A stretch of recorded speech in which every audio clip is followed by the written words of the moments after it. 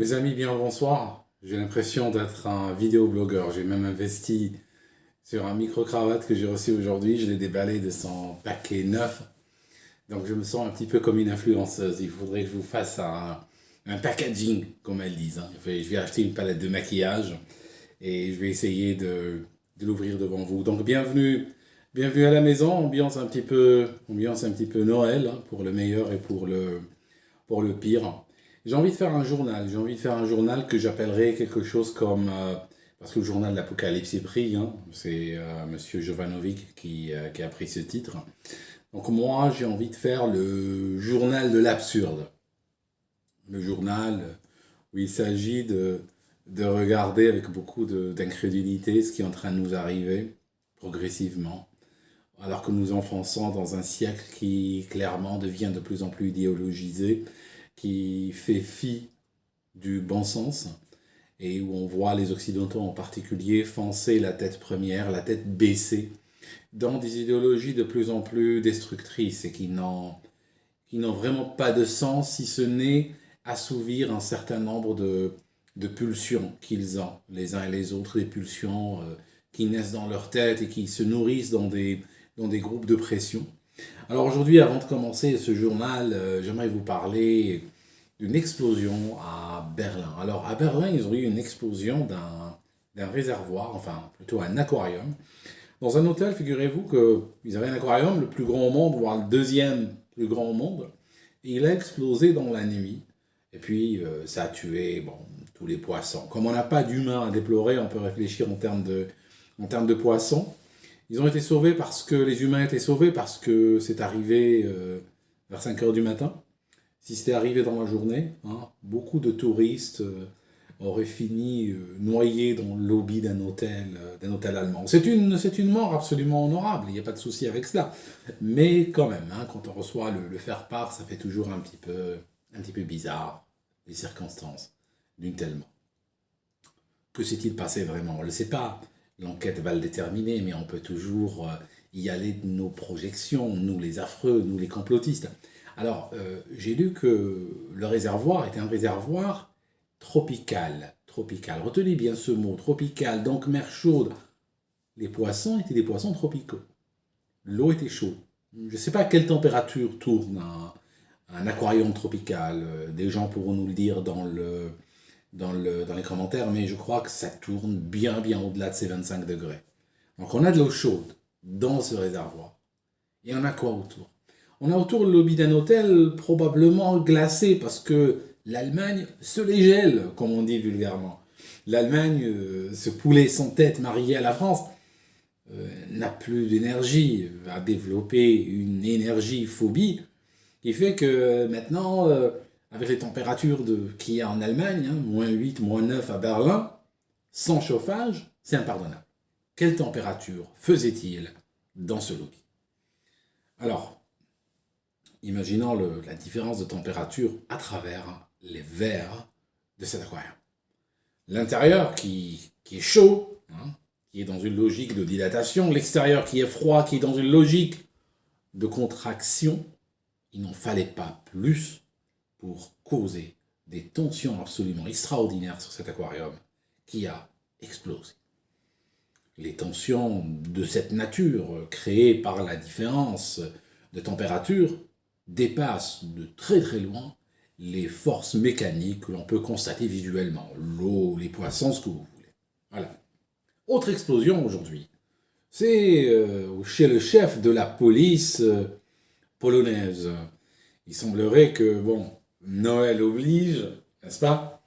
Il a reçu un cadeau de la part des autorités ukrainiennes. Il l'a ouvert, et sur ce, il y eut une explosion. Voilà. Le colis était piégé, comme on dit. Alors, et ils ont tenté aussi de récupérer la chose en disant non, c'était pas vraiment un colis piégé. Il a reçu un lance-grenade. Hein. Vous savez, dans certains milieux, on s'offre des lance-grenades, hein, c'est normal. Hein. Alors, c'est Noël, tu te dis, tiens, je t'apprécie, voici un lance-grenade. Ils ont dit que c'était peut-être un lance-grenade, mais la théorie du lance-grenade n'est pas très crédible parce que il y a eu des blessés dans les locaux. Alors que si quelqu'un avait tiré ou lance-grenade ou à l'intérieur d'un local, je pense qu'on aurait parlé de mort, pas vraiment de blessés. En tout cas, affaire à suivre. Mais il faut faire gaffe, suivez les nouvelles, faites une alerte Google si une nouvelle vous intéresse, créez une alerte Google sur les colis ou sur les courriers explosifs. Il y en a plein ces derniers temps, c'est en train de sauter un peu partout. C'est la grande peur. Le salaire des gens qui travaillent dans le tri du courrier, dans certaines administrations et certaines entreprises, a littéralement doublé. Alors, pour aller plus loin, puisqu'on parlait d'Ukraine, on va continuer. Aujourd'hui, il y eut une grande déception, une déception absolument terrible, qui est celle de M. Zelensky. Il a reçu une baffe de la part de la moins ignoble FIFA. Alors, il a demandé à la FIFA d'intervenir en direct à l'ouverture du match de la finale de la Coupe du Monde sur grand écran au Qatar. Il voulait intervenir pour parler à l'humanité comme à son accoutumée. Normalement, on ne voit pas la raison pour laquelle la FIFA refuserait, n'est-ce pas, refuserait de permettre à son Altesse Sérénissime de venir passer un message à l'humanité. On aurait pu se mettre tous à genoux dans les stades, même les joueurs auraient pu se mettre à genoux, eux qui ont l'habitude de faire cela, et puis l'écouter la main sur le cœur.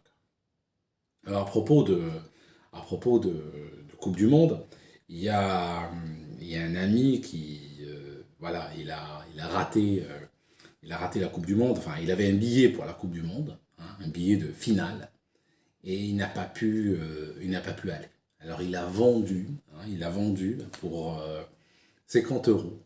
Il a vendu pour 50 euros le billet de la finale. Et en fait, c'était pour regarder la finale dans une synagogue. Voilà. C'est pour regarder la finale dans une synagogue. C'est une blague juive. Enfin, on l'a racontée aujourd'hui, alors je vous la raconte. C'est vrai qu'un journal avec une blague juive au milieu, ça ne le fait pas. Hein. Mais bon, quand même, je vous le dis toujours. Alors, à propos d'énergie, là où nous sommes en train d'aller, alors, il faut savoir une chose. Durant les années 70, il y eut cette histoire de crise énergétique, et les Occidentaux avaient réalisé leur dépendance vis-à-vis des pays arabes, vis-à-vis des producteurs de pétrole. Et ils ont réalisé à l'époque que ça ne sert à rien d'avoir de l'énergie disponible quelque part, si la source n'est pas sous ton contrôle. Voilà, ils ont constaté que l'énergie doit être disponible, mais elle doit être disponible de manière souveraine. Tu dois avoir la souveraineté sur l'énergie. Ce qui a poussé les Américains, d'ailleurs, par la suite, à se lancer dans des guerres sanglantes et abominables, en Irak, entre autres, pour garder le contrôle sur les sources d'énergie. Parce que, voilà, si tu as une source d'énergie, que même tu payes l'énergie, parce que, regardez, on peut se dire, pourquoi les États-Unis se dérangeraient à aller faire la guerre en Irak pour du pétrole, hein, ce qu'on appelait les guerres du pétrole, alors qu'au final, hein, l'Irak ne demande rien d'autre qu'à vendre son pétrole. Donc ils auraient pu juste acheter le pétrole, et puis voilà. Mais non, l'idée aussi, c'est d'avoir une énergie souveraine. La souveraineté énergétique est un concept extrêmement important. Sans souveraineté énergétique, t'as rien. Les aléas ont montré, et dans les années 70 justement, il y a eu des problèmes de trois petits bobos avec le pétrole, et justement, par la suite, toute la politique énergétique a été pilotée par les constats, par les peurs, par les paranoïas liés à ce qui s'est passé durant les années 70. Okay. C'est l'Occident qui a réalisé sa fragilité. Sauf que, on arrive aujourd'hui, et pratiquement depuis la crise du Covid, la rationalité a complètement disparu en Occident. On regarde juste devant soi, et puis on va suivre des lubies, on va suivre des fantaisies du moment, on va suivre des opinions, n'est-ce pas, sans regarder très loin. Et aujourd'hui, c'est là où nous sommes. Nous sommes dans un siècle idéologique, en particulier en Occident. Donc, l'idée, c'est que on On a fait deux choses. On a détruit sa fourniture énergétique et on fait des fomies liées à l'énergie.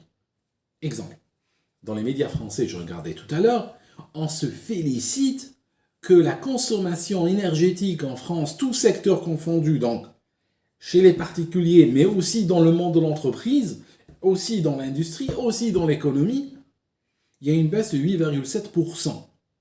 Et on s'en félicite, si on compare sur une moyenne glissante des 5 dernières années. Mais en fait, c'est une folie complète.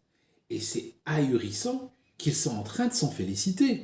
Parce que c'est comme si on a un patient et on vous dise il consomme moins d'oxygène. Voilà, c'est une bonne nouvelle. Il respire moins. Voilà, il respire moins, son cœur bat moins vite, son pouls est à 20 battements par minute, l'oxygène, il tire quasiment pas, ses poumons bougent une fois de loin en loin. Ça veut dire quoi ça? Ça veut dire qu'il est mourant. Et en fait, la perfusion énergétique d'une économie, la vitesse à laquelle l'économie consomme de l'énergie permet de savoir ce que cette économie est en train de produire. Parce que finalement, l'économie n'est rien d'autre qu'une transformation de l'énergie.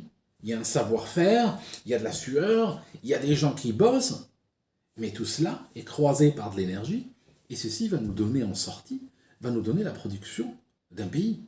Donc si on a une baisse de la consommation énergétique, c'est pas de la sobriété, c'est qu'on est en train de collapser gentiment. On est en train de collapser, et voilà, sous les applaudissements. On est heureux que des boulangeries, 8 sur 10, sont menacées de fermeture. Moi, je peux vous dire un truc, juste entre nous. Et récemment, c'était l'ONU ou l'UNICEF, ou je ne sais plus quel organisme international, avait déclaré que la baguette française, il fallait l'inscrire au patrimoine de l'humanité ou je ne sais quoi. Je vous dis un truc, je vous dis juste entre nous, je vous le dis, moi je suis un affreux, moi vous me connaissez, d'accord, je suis un tordu, d'accord, je cherche pas à vous dire que je suis un type bien, moi. Mais je peux vous dire que quand j'ai entendu le classement de la baguette française, j'ai eu peur. Tout de suite, j'ai eu peur. Parce que je me suis dit, la baguette était à l'ombre, était consommée dans des millions de foyers, personne ne semblait y apporter une attention particulière. Maintenant qu'elle est classée, je vous dis en 3 semaines, elle va disparaître, la baguette. C'est fini. Parce que ces gens-là, dès qu'ils touchent quelque chose, c'est des gens qui transforment l'or en plomb. C'est de la chimie inversée.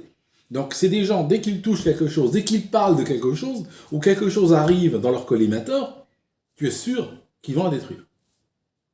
Là, comme par hasard, ça n'a pas tardé.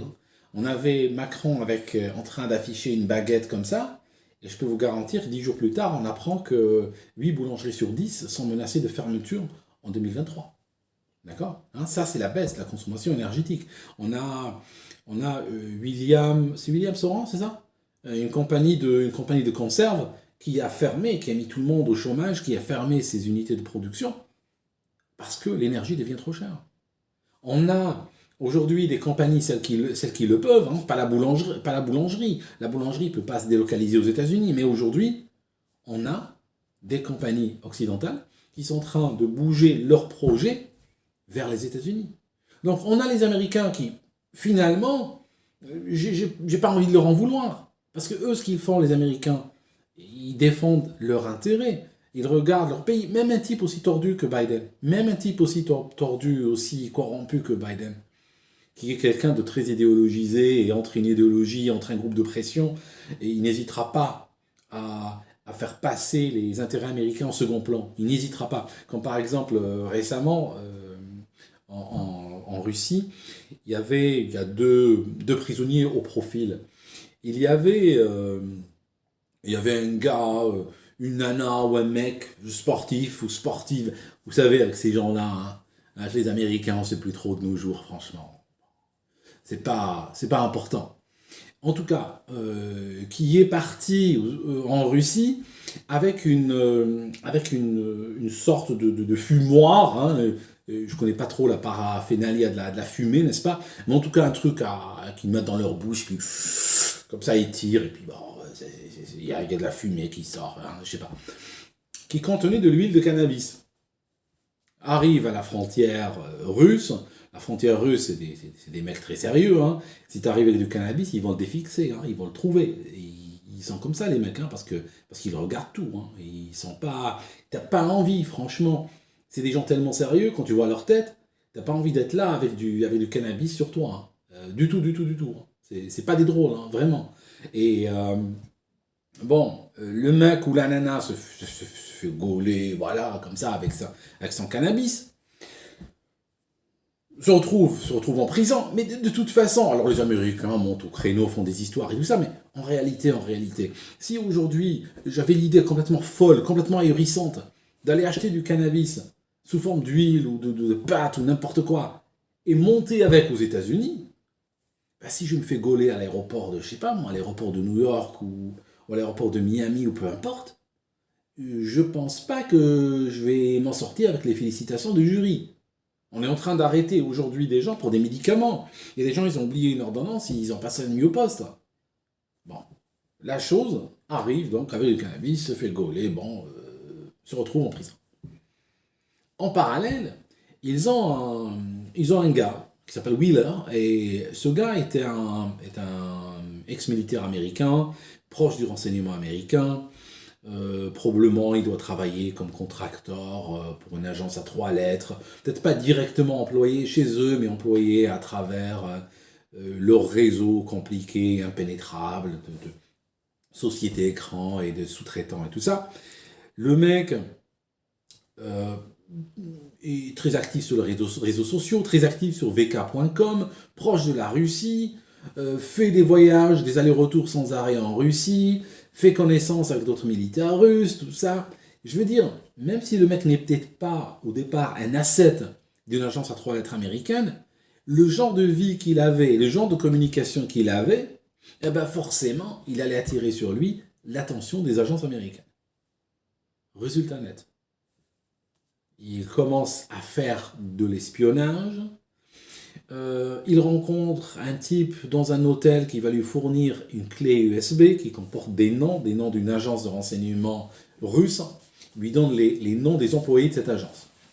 Généralement, c'est une information extrêmement courue, parce que justement, ça permet au contre-espionnage, ça permet de les garder, les surveiller, etc., de savoir qui fait quoi. Le mec, au moment où on lui fournit la clé USB, il se fait gauler. Bam! Le FSB leur tombe dessus, tout ça, l'affaire était grillée depuis longtemps, le mec était surveillé, son contact était surveillé, il se retrouve en prison aussi. Biden, lui, était prêt à faire un échange, et puis les Russes s'intéressaient à un type. Monsieur Booth, c'était un trafiquant d'armes, qui était dans une prison américaine. Bon. Biden avait le choix entre 2 personnes. Il avait le choix d'échanger entre le sportif ou la sportive, et sincèrement, je n'ai pas la moindre idée en vérité, le sportif ou la sportive, et le militaire américain qui travaille pour une agence américaine. Il avait le choix entre le sportif qui avait refusé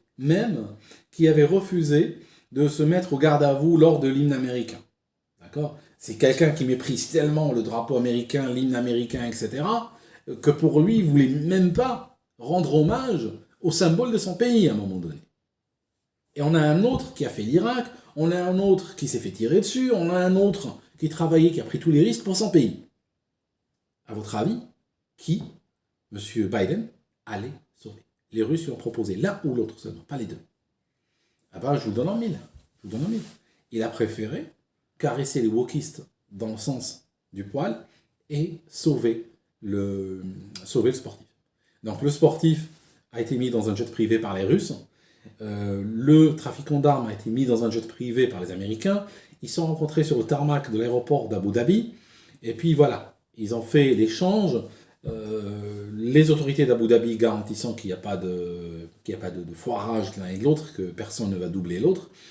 Et puis voilà, puis après les jets ont décollé chacun vers sa destination. Le Marines américain, le Navy américain est toujours en prison en Russie. Juste pour vous dire un petit peu le genre de personne que c'est Biden. D'accord ? Et que c'est devenu... Si on regarde l'Occident, finalement, c'est très c'est très indicateur quand même, c'est très révélateur. Ça veut dire que on voit que cracher sur le pays, cracher sur les couleurs du pays, sur les symboles du pays, et bien finalement, quelque part, on te le rendra beaucoup mieux que si tu risques ta peau pour le pays. Mais c'est normal, c'est tout à fait normal. C'est tout à fait normal. Sur des civilisations finissantes, c'est comme ça que ça marche. La civilisation finissante veut surtout pas être respectée, veut surtout pas donner le moindre crédit à ceux qui la respectent. Voilà. En tout cas, autre chose sur le front de l'énergie, parce que les Occidentaux deviennent complètement gaga avec le temps sur ce qui est énergie. Il y a l'administration Biden qui a payé 8 milliards. Alors c'est une administration qui est aux abois, question argent. Ils ont failli fermer la semaine dernière. Le Sénat a dû leur accorder une rallonge, mais l'histoire des rallonges du Sénat américain, vous savez, on n'y croit pas trop parce que ça fait des années que ça dure, ça fait bien 15 ans que ça dure, qu'ils disent on va fermer vendredi prochain si on ne nous accorde pas une rallonge. Et puis je peux vous garantir que c'est comme la FDA, lorsque un laboratoire comme Pfizer par exemple arrive avec un nouveau produit. Vous savez bien qu'elle ne va pas dire non, vous savez bien que c'est juste une question c'est une chambre d'enregistrement quelque part. Eh bien, l'administration Biden, qui est aux abois, a quand même donné 8 milliards à l'Afrique du Sud pour que l'Afrique du Sud démantèle son infrastructure de charbon. Donc vous voyez, un pays qui est aux abois, un pays qui a des vétérans, des ex-militaires qui dorment à la rue, un pays qui a tellement à faire. Vraiment, il y a beaucoup à faire aux États-Unis, comme dans tous les pays du monde. Mais dont les autorités vont donner 8 milliards à un pays lointain pour qu'il démantèle son infrastructure parce que ils ont peur que ça chauffe le climat et qu'on meurt. Bon.